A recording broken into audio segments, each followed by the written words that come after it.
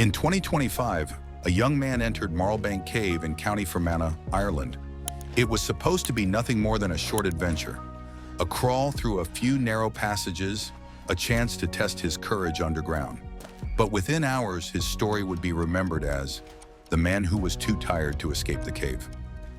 Marlbank is not the deepest or longest cave in Ireland, but it has a reputation. The tunnels twist in confusing directions, the limestone walls scrape at your skin, and some passages shrink until there is barely enough room to breathe. From the outside, the entrance looks harmless, but inside, the cave demands strength, focus, and calm. At first, the young man moved with excitement.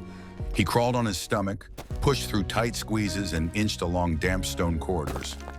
Every scrape and every bruise felt like part of the adventure. But the deeper he went, the harder it became. The air was heavy, the floor uneven, and the passage ahead grew tighter and tighter. After hours of crawling, his arms shook with fatigue. His chest pressed painfully against the stone floor. Every push forward became slower than the last, and then finally his strength gave out. He wasn't trapped by water, he wasn't pinned by falling rock. He was trapped by exhaustion. His body refused to move another inch, too tired to crawl forward and too weak to crawl back. Can you imagine lying flat in a stone coffin, your chest heaving, your muscles shaking, and realizing that tiredness alone has become your prison? He called for help, and rescuers quickly responded.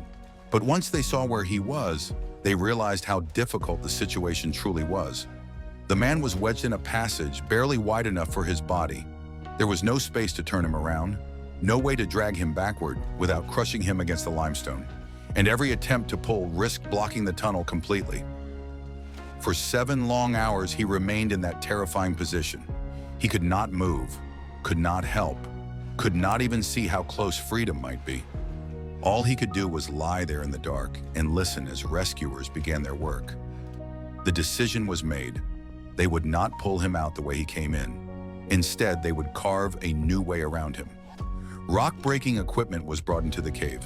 Not explosives, too risky in such a fragile passage, but hammers, chisels, and drills. They would slowly chip away at the limestone, widening the space until it was just enough to pull him free. Can you picture that moment? Lying there helpless, hearing drills echo through the tunnel, every vibration shaking the rock around your body?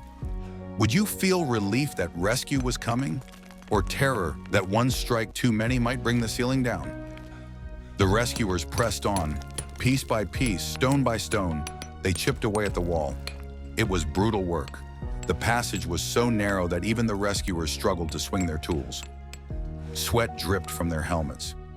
Dust filled the air, but still they worked, determined not to give up. Above ground, emergency teams waited with stretchers and medical gear. Friends and family gathered near the cave entrance, their faces tight with fear. The hours crawled by. 7 hours of silence, broken only by the crack of stone and the sound of voices deep underground. Would he survive the pressure?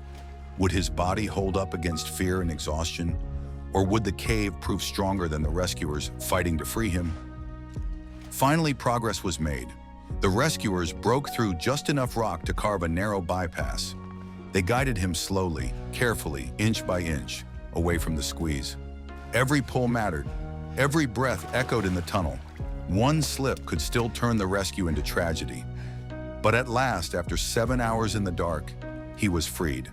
He crawled into the light, his body trembling, his face pale, but his life intact. Daylight, fresh air, freedom. The ordeal in Marlbank Cave was over. He was exhausted, but alive. Marlbank had nearly claimed him, not with water, not with falling stone, but with something far more human: exhaustion. Too tired to escape, too weak to go on, trapped by his own limits. But thanks to rescuers who refused to stop, he survived. One man went in, one man came out, because even exhaustion could not stop the will to save him. Would you ever crawl into a cave this tight, knowing that tiredness alone could be enough to trap you forever?